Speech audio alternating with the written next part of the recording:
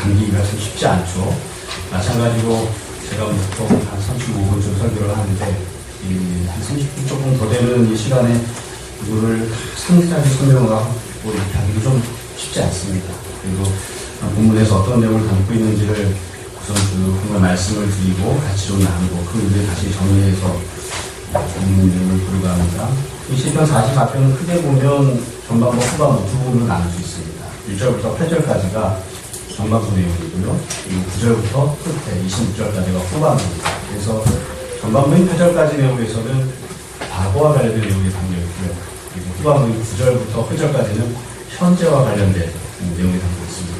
그래서 과거에 대해서 설명을 하고 기도하고 또 현재와 관련해서 고백하고 기도하고 이런 패턴으로 되어 있습니다. 먼저 전반부를 볼게요. 1절부터 3절입니다. 이 1절부터 3절을 보면 과거에 대한 회상이 나와요. 1절 하나님이여 주께서 우리 조상들의 날 곧 옛날에 행하신 일을 그들이 우리에게 일러주매 우리가 우리 뒤로 떠나이다.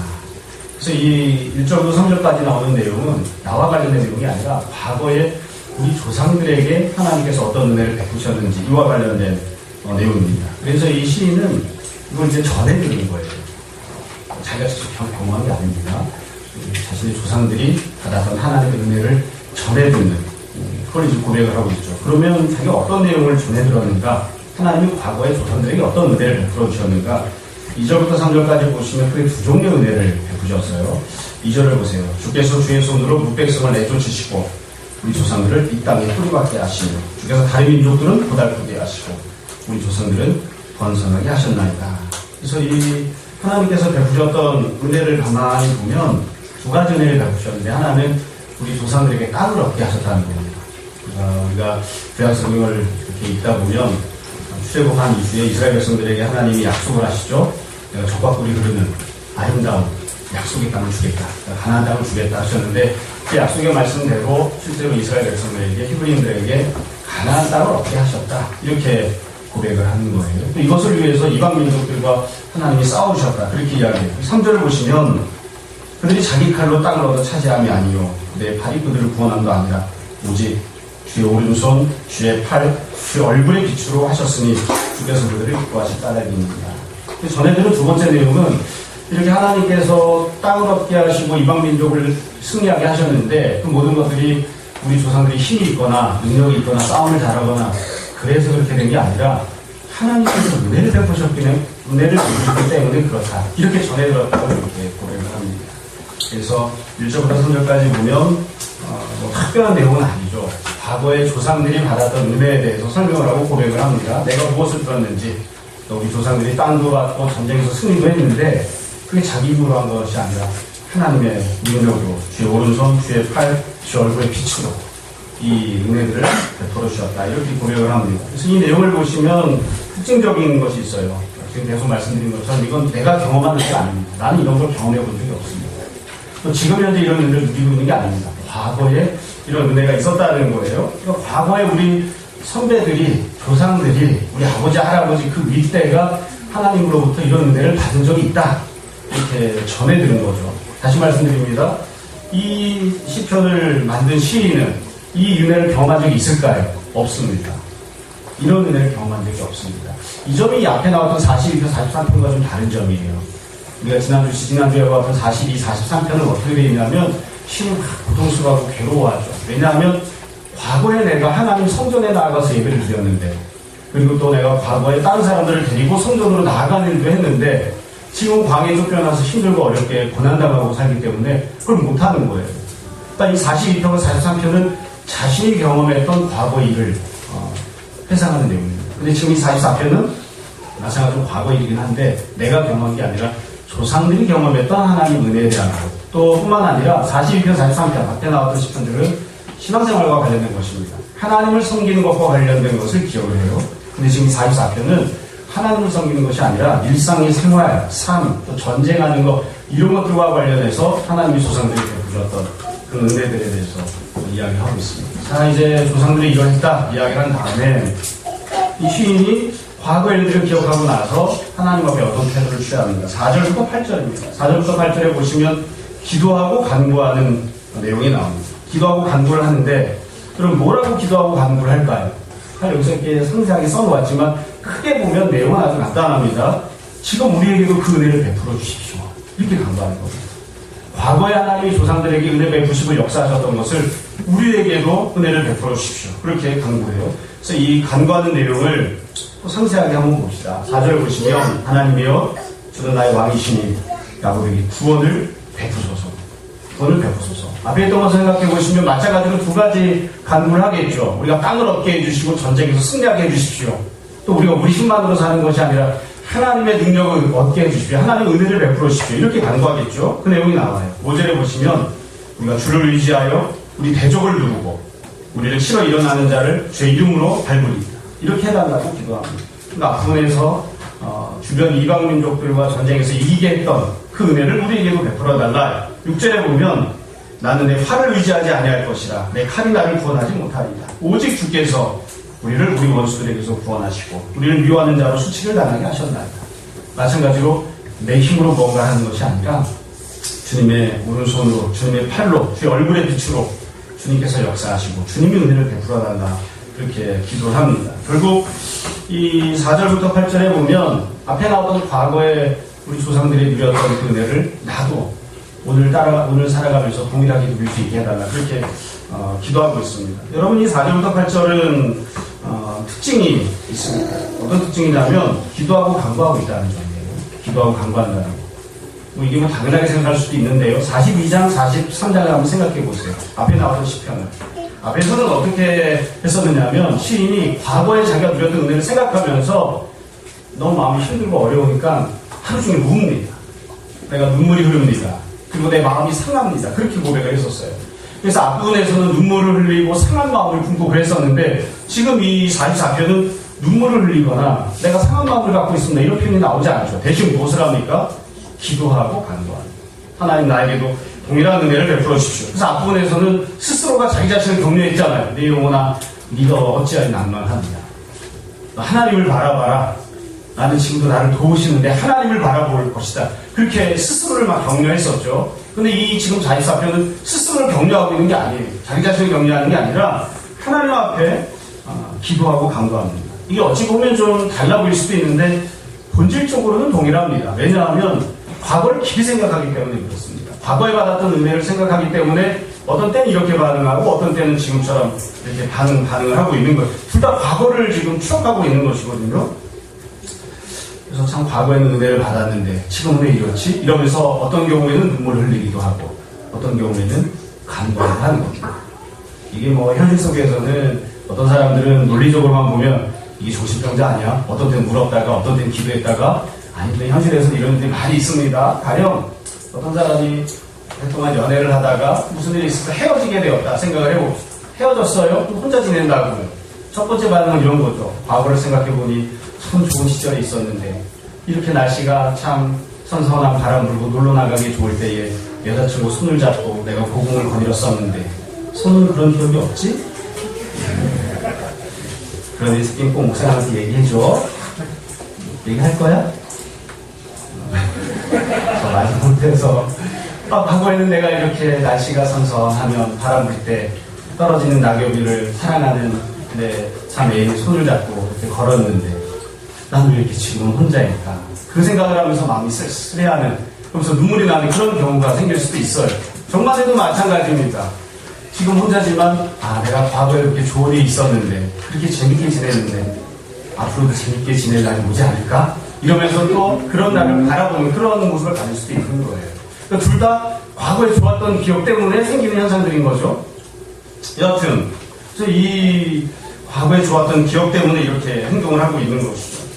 여러분 근데 사실 우리는 이 4절부터 8절까지 기도하는 내용을 보면서 현실적으로는 좀 다른 생각을 하나 하게 됩니다. 뭐냐면 과거에 좋았던 기억이 없는 사람은 어떻게 해야 되는가. 이 시인은 자기 조상들이 여하튼 하나님의 역사하시는 은혜를 경험한 적이 있잖아요. 하나님 이기게 해주시는 일을 경험한 적이 있잖아요. 그럼 그냥 스스로에게 솔직하게 물어보자고요. 저는 이 시편 읽으면서 생각을 해봤어요. 나는 우리 부모님으로부터 어떤 이야기를 전해들었는가. 우리 부모님이 또 나를 인도해 주었던 믿음의 선배들이 내가 과거에 신앙생활을 할 때에 나는 힘이 없었지만 하나님이 나에게 역사해 주시고 하나님 나에게 은혜를 베풀어 주시고 그래서 나보다 힘이 센 주변 이방 민족들을 이기게 해주시고 나에게 땅을 얻게 하셨다. 이런 내용들을 여튼 신앙의 간증들을 우리 부모님들이 나에게 해준 적이 있습니다. 생각을 해봤어요. 여러분은 어떠십니까? 여러분이 신앙생활하면서 여러분의 믿음의 선배들이 있어서 믿음의 선배들이 나는 이러이러한 하나님의 은혜를 경험했다라고 전해주는 그런 이야기를 들어보신 적이 있습니까? 그리고 그 이야기를 들었기 때문에 거기에 대해서 소망을 품는 그런 경험이 있으십니까? 그렇게 살아가십니다. 그러니까 가만히 생각해보니까 참 이게 이스라엘과 우리가 다른 점인 것 같아요.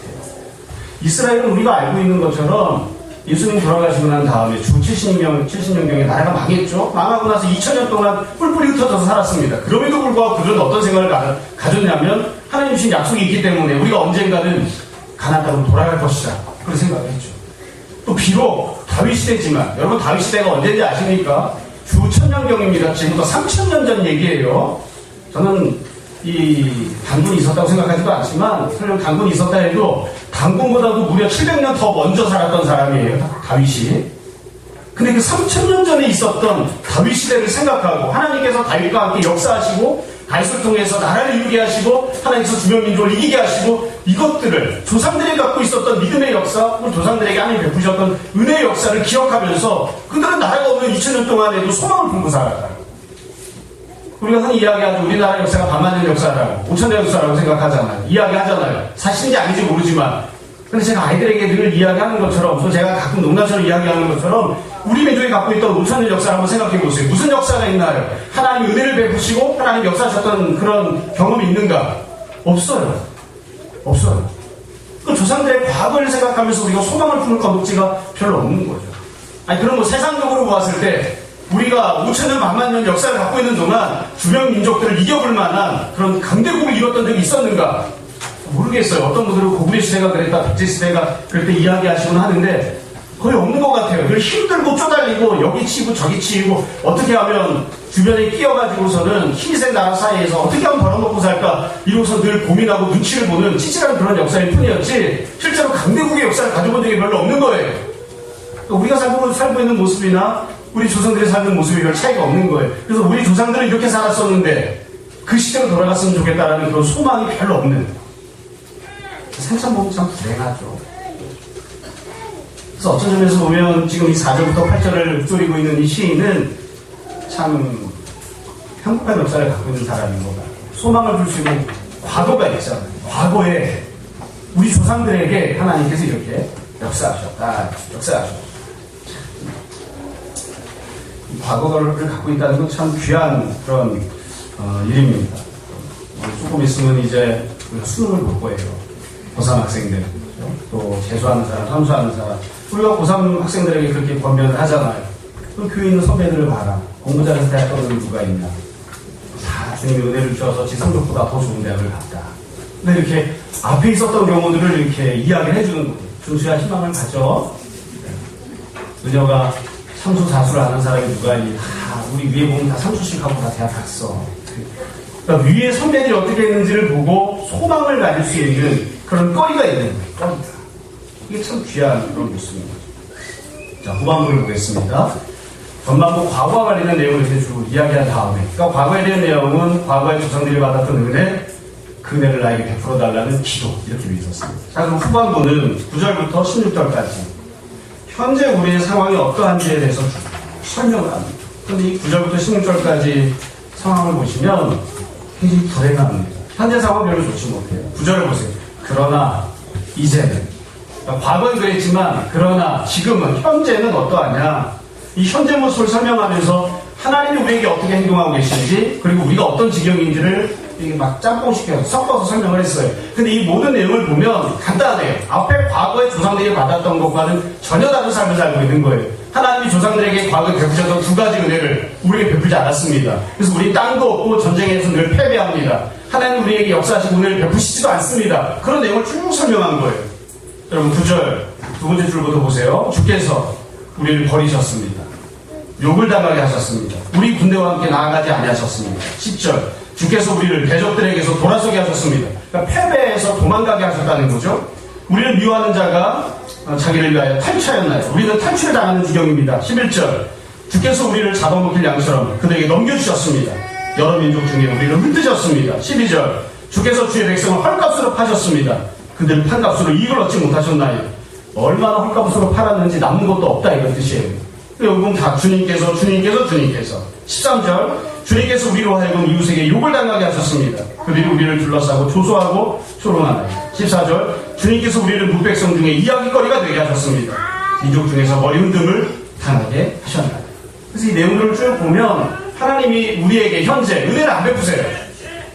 하나님 위해서 역사하지 않으세요. 그래서 우리는 땅도 없고 전쟁터에 나가서 승리해본 적도 없어요. 늘 패배하고 도망가고 조롱당하고 멸시당하고 팔려나가는 온 땅으로 흩어져 나가는 그런 지경으로 살고 있다. 이렇게 이야기해요. 이게 현재 현실의 모습이에요. 간단합니다. 1절부터 3절에 나왔던 과거의 조상들이 하나님의 은혜를 받았던 것과 지금 현재 9절부터 16절 우리가 당하고 있는 현실은 정반대예요. 우리는 아무것도 누리지 못하고 있어요. 하나님 우리에게 은혜를 베풀지 않고 계신 거예요. 그래서 15절 16절에 보면 결론적으로 이렇게 이야기하죠. 나의 능력이 종일 내 앞에 있습니다. 수치가 내 얼굴을 덮었습니다. 나를 비방하고 욕하는 소리 때문입니다. 나의 원수와 나의 복수자 때문입니다. 그래서 이게 지금 이 시인이 현재 처해 있는 현실에 대해서 쭉 이야기를 합니다. 그래서 과거에 은혜를 받았던 것과 정반대, 사실 그냥 뒤집어 놓은 것보다 훨씬 더 심각한 그런 지경을 당했다고 이야기합니다. 그 뒤에 17절부터 내용이 나오는데요. 17절부터를 보기 전에 뒤쪽으로 23절부터 26절을 먼저 볼게요. 23절부터 26절을 보세요. 23절부터 26절은 기도하는 내용입니다. 간구하는 내용입니다. 현재 현실을 이러이러하니까 하나님 앞에 이렇게 해달라고 간구하는 내용이 23절부터 26절까지 나옵니다. 간구하는 내용은 표현이 이렇게 저렇게 되어 있지만 결국 똑같습니다. 나에게 승리를 주시고 나에게 하나님 은혜를 베풀어 주십시오. 나를 위해 역사해 주십시오. 그런 내용인 거죠. 23절 보세요. 주여 깨소서 어찌하여 주무시나이까. 일어나시고 우리를 영원히 버리지 마소서. 어찌하여 주의 얼굴을 가리시고 우리의 고난과 압제를 잊으시나이까. 우리 영혼은 진도 속에 파묻히고 우리 몸은 땅에 붙었나이다. 일어나 우리를 도우소서. 주 인자하심으로 말미암아 우리를 구원하소서. 이 구절절 간절한 마음으로 은혜를 베풀어달라고 기도합니다. 이 기도하는 내용이 맨 끝에 23절부터 나옵니다. 자, 이제 17절부터를 볼게요. 17절부터 22절까지 보려고 합니다. 제가 먼저 뒷부분을 읽은 이유가 있어요. 앞부분에 전반부 현재와 관련된 내용을 이야기할 때 제가 이 부분을 어떻게 설명했냐면 처음에는 현재 상황이 어떠한 과거의 모습을 설명하면서 과거 상황이 어떠한지를 설명하고 기도하는 게 나왔죠. 근데 후반부로 넘어가면 후반부에서는 현재 어떤지를 설명하고 맨 끝에 기도하는 게 나왔죠. 그러면 중간에 들어있는 17절부터 22절은 중간에 들어가 있는 겁니다. 삽입되어 있는 겁니다. 원래 그냥 논리적으로만 보면 시를 구성할 때 어떻게 써야하냐면 과거의 상황, 그와 관련된 간구, 현재의 상황, 그와 관련된 관유, 이렇게 되면 딱 왁구가 맞아요. 자, 제가 너무 어렵게 이야기하나요? 자, 여지껏 안 들으셨어도 다시 한번 보세요. 전반부 1절부터 앞부분은 어떻게 되어 있냐면 과거의 상황, 관련된 간구 이렇게 나왔습니다. 그러면 뒤에 후반부에서도 현재의 상황, 간구 이렇게 나오면 되는 거예요. 근데 현재의 상황과 간구 요 두 개 사이에 중간에 17절부터 22절까지를 집어넣어 놨다고. 그러니까 이거는 위치가 굉장히 독특합니다. 앞부분에는 전반부에 어떤 내용이 후반부에 들어와 있는 거예요. 그러니까 중요한 내용인 거죠. 어찌 보면 이 시편에서의 주제가 여기 들어있다 이렇게 볼 수 있어요. 구조만 놓고 보면 그렇게 이야기할 수 있습니다. 자, 그럼 17절부터 22절에서는 시인이 뭐라고 하나님 앞에서 고백하고 설명을 했는가? 위치적으로 아주 독특한 자리에 앞부분 없는 내용을 여기다 집어넣어 놨는데 어떤 내용을 여기에 집어넣어 놨는가? 17절 보세요. 이 17절부터 22절은 똑같은 내용을 두 번 반복합니다. 17절, 18절은 현재까지 시인이 살고 있는 모습이고요. 19절은 하나님 행하시는 일입니다. 17절 보세요. 이 모든 일이 우리에게 임하였으나 그러니까 현재 고난당하고 있습니다. 이 모든 고난과 어려움을 우리가 당했습니다. 우리는 어떠하냐? 17절 두 번째 줄. 우리는 주님을 잊지 않았습니다. 주님의 언약을 어기지 아니하였습니다. 18절. 우리 마음은 위축되지 않았습니다. 우리 걸음도 주의 길을 떠나지 아니하였습니다. 똑같은 내용 두 번 반복했죠. 우리가 마음으로 주님을 잊지 않았습니다. 우리가 행함에 있어서도 주의 언약을 어기지 않았습니다. 18절. 우리의 마음이 위축되지 않았습니다. 주님을 잊지 않은 그 마음, 주님을 향해서 위축되지 않았습니다. 우리 걸음도 주님의 길을 떠나지 않았습니다. 그러니까 하나님을 섬기고 하나님을 믿는 데 있어서 나는 아무 변함이 없었다 이렇게 이야기를 하는 거예요.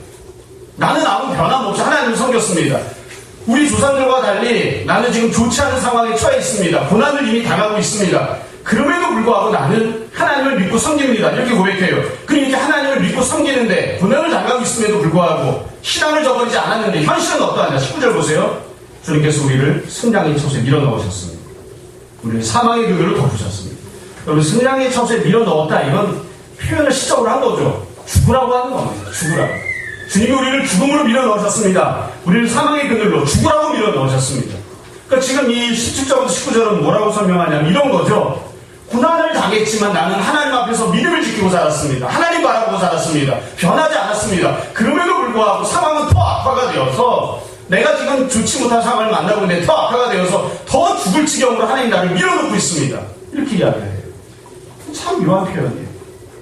시인은 고난당합니다. 믿음을 지킵니다. 그런데 더 큰 고난을 당합니다. 27절부터 19절이에요.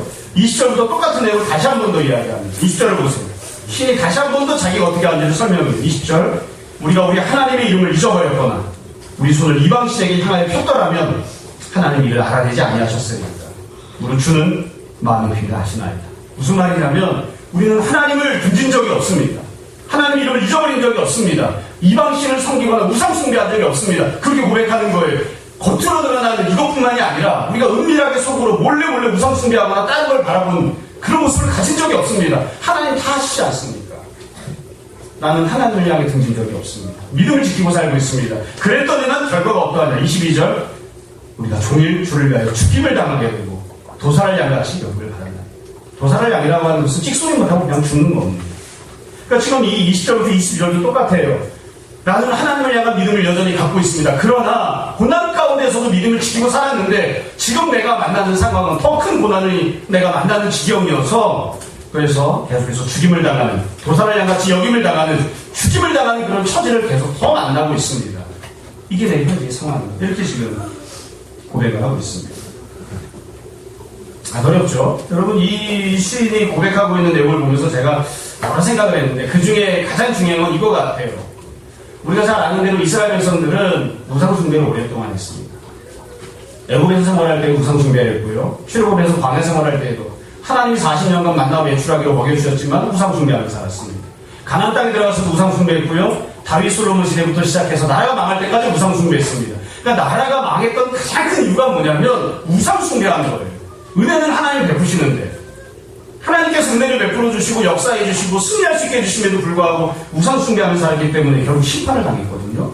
근데 지금 이 시인이 표현하는 고백하는 내용을 보세요. 17절부터 보시면 우리는 주님을 잊지 않았습니다. 주님께 언약을 지켰습니다. 우리는 주님을 늘 마음에 두었습니다. 그래서 우리의 마음도 우리의 행하는 길도 우리의 걸음도 다 늘 하나님과 함께합니다. 우상 숭배 안 했다는 겁니다. 우상 숭배 한 적이 없어요. 쉽게 말하면 뭡니까? 나는 조상들과 다르게 살았습니다. 우리 조상들은 하나님 앞에서 죄를 범하고 살았지만 나는 조상들과 다르게 살았습니다. 지금 그렇게 고백하는 겁니다. 그리고 보면 참 상황이 묘하죠. 조상들은 우상 숭배하고 하나님 앞에서 죄를 범하고 살았는데도 불구하고 하나님께서 그들에게 은혜를 베풀어 주시고 그들을 위해서 역사해 주셨어요. 근데 지금 이 시는 현재 어떠하냐면 하나님 앞에서 우상 숭배하지 않고 조상들과 다르게 살고 죄를 범하지 않고 늘 주님만 붙들고 살았는데 조상들이 받았던 은혜는 하나도 못 받습니다. 뿐만 아니라 상황이 더 심각해져서 승량의 처소로 밀어넣어지는 죽음의 그늘에 덮여지는 죽을 수밖에 없는 그런 처지를 만나고 있는 거예요. 이게 지금 이 시인이 고백하고 있는 그런 모습입니다. 참 어렵습니다. 어려워요. 여러분, 이 시인이 이야기하는 것처럼 이 시인은 지금 죄를 졌기 때문에 형벌당하는 게 아니에요. 아무 죄가 없는데 허물이 없는데 고난을 당하고 있습니다. 그리고 하나님 앞에 지금 기도하는 거예요. 과거의 그 은혜를 우리 조상들에게 베푸셨던 그 은혜를 나에게 베풀어 주십시오. 지금 현재 내가 처해 있는 이 상황에서 나에게 은혜를 베풀어 주십시오. 그렇게 간구합니다. 한편으로 이렇게 생각해 보면 이렇게 할 수 있을까 싶은 그런 생각이 듭니다. 참 여러분, 이 시인이 하나님 앞에서 고난을 당하고 있지만 도대체 어떤 점에서 하나님께 기도할 수 있는 그런 마음을 가졌을까? 아주 간단한 것 같아요. 상황은 어렵지만 이 시는 믿음으로 살고 있어. 그러니까 그 믿음을 붙잡고 하나님 앞에 나아가서 부르짖는 모습. 주님, 어렵지만 힘들지만 제가 믿음으로 살고 있잖아요. 나를 좀 봐주십시오. 내가 상황에 맞게 그냥 형편에 맞게 나를 그냥 상황대로 형편대로 그렇게 굴려먹는 그런 인생을 살고 있는 게 아니라 형편은 어렵지만 내 머리로 이해할 수 없는 이런 상황들을 내가 만나고 있지만 내가 왜 믿음으로 사는데 이런 지경을 만나야 되는 거지? 그런 처지에서 내가 살아가고 있지만 그러나 내가 믿음 포기하지 않고 주님만 붙들고 살고 있잖아요. 그러니까 나를 좀 봐주시오. 그렇게 기도하고 이 시인이 하나님 앞에서 취하고 있는 태도입니다. 자, 이제 말씀을 정리하겠습니다. 본문 내용에 대해서는 말씀을 드렸으니까 아마 이 상황을 정리해서 말씀드리면 조금 더 잘 정리해야 되지 않을까 싶습니다.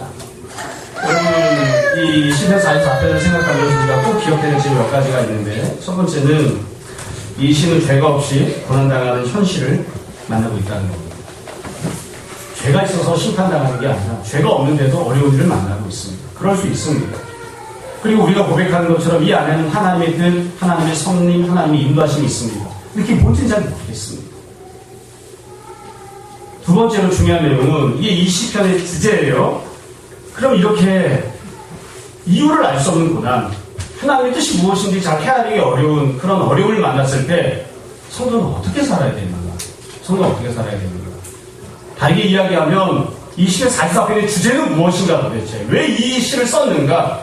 고난 속에서 성도는 어떻게 살아야 됩니까? 이 시편이 이야기하고 있는 내용은 아주 간단합니다. 성도는 소망을 가지고 살아야 돼요. 소망을 품고 살아야 돼요. 이게 시편 제2권 전체 주제입니다. 성도가 고난을 만났을 때 성도는 어떻게 하는가? 소망을 품고 살아야 돼요. 소망을 가지고 살아야 돼요. 그냥 자포자기하거나 될 대로 되라 이렇게 흘러가다 어떻게 되겠지 그렇게 그냥 내맡기고 사는 것이 아니라 소망을 품고 살아가는 것이 성도가 살아가야 되는 그런 모습입니다. 그럼 성도는 도대체 어떤 점에 있어서 소망을 품을 수 있는가? 두 가지 점에서 소망이 있다고, 소망을 품을 수 있다고 지금 44편이 이야기하고 있는 거예요. 첫 번째는 과거에 하나님께서 우리 조상들에게 베푸셨던 은혜를 기억하라. 하나님께서 은혜를 베푸신 적이 없거나 하나님께서 무관심하거나 하나님께서 그냥 방치하시는 하나님이 아니라 이미 은혜를 베푸신 적이 있는 그 하나님을 기억하라. 과거에 받았던 은혜를 기억하라는 겁니다. 아까도 말씀드렸지만 지금 이 시인 이야기하는 1절부터 3절에 나오는 과거 조상들이 받았던 은혜는 사실 이 시는 경험한 적이 없어요. 근데 우리는 어떻게 이야기하냐면 우리는 다 은혜를 받은 적이 있잖아요. 시편 42편, 43편 앞에 나왔던 것처럼 시인이 은혜를 받은 적이 있잖아요. 우리도 은혜를 받은 적이 있잖아요. 지금 형편이 아무리 힘들고 어렵다 하더라도 과거에 하나님이 나를 사랑하셔서 역사하셨던 그런 경험들이 있잖아요. 그것을 기억하라. 나를 사랑하신 하나님께서 나를 사랑한다고 분명하게 증거를 보여주셨던 과거의 은혜의 흔적들과 경험을 기억하라. 그리고 그 은혜를 다시 베풀어 달라고 하나님 앞에 간구하는 거예요. 그게 있는 사람들은 소망을 품을 수 있어요. 두 번째로 우리가 고난 중에서 성도가 어떻게 소망을 품을 수 있는가? 중간에 들어있던 내용입니다. 17절부터 22절. 성도가 소망을 품을 수 있는 이유는 성도는 고난을 당하고 살지만 그 가운데서도 믿음을 지키고 믿음 가운데 살아갑니다. 그것 때문에 우리가 소망을 가질 수 있습니다. 물론 우리가 하나님 앞에서 믿음을 지키고 살았다고 해서 그것이 하나님 내가 이렇게 살았으니까 당연히 나한테 상급을 줘야 됩니다. 이렇게 주장할 수 있는 그런 충분한 조건이 되지 못합니다. 우리가 아무리 잘 살아도 그게 어떻게 내가 어떤 하나님 은혜를 받을 만한 자격이 된다고 이야기할 수 있겠습니까? 그렇지만 내가 하나님 앞에서 온전하게 잘 살았던 것, 내가 하나님 앞에서 믿음을 지키고 살았던 것, 그것이 하나님 앞에 내가 고난 중에서 품을 수 있는 소망의 근거입니다. 소망의 이유입니다. 성도는 그래서 그렇게 살아야 되는 겁니다. 어려움이 있지만, 고난이 있지만, 힘들고 참 인생이 팍팍하지만 그러나 나는 믿음대로 살겠습니다. 나는 조상들과 다르게 살겠습니다. 나는 주변 사람들과 다르게 살겠습니다. 나는 현실대로 내 인생을 거기다가 맡겨놓고 그냥 굴러가게 하지 않겠습니다. 자포자기 하지 않겠습니다. 하나님 바라보고 하나님을 잊지 않고 내 마음도 내 걸어가는 걸음도 주님의 길에 합당하게 그렇게 살겠습니다. 그게 성도가 소망을 가질 수 있는 근거입니다. 결국 이 시인이 불렀던 이 시편 44편을 제일 중요한 건 그거죠. 우리도 이렇게 부를 수 있는가? 이 시편이 나의 시편이 될 수 있는가? 그럼 우리가 고난을 당했을 때 어떠한가 한번 생각해 보세요. 어려운 일을 당했을 때 여러분들은 어떻게 그 어려움의 시간들을 헤쳐나가십니까? 어떻게 보내시나요? 소망을 품고 그 소망을 가지고 어려운 시간들을 헤쳐나가십니까? 아니면 우리가 조상들부터 물려받은 대로 우리나라는 그냥 한이 철철철 넘친다고 그러죠. 어떻게 할 수가 없으니까 당하고 또 당하고 한이 그냥 가슴에 맺혀서 한으로 살아간다고 그러죠. 자포자기한 거예요. 포기한 거예요. 낙담한 거예요. 우리가 그렇게 살아가고 있지는 않은가.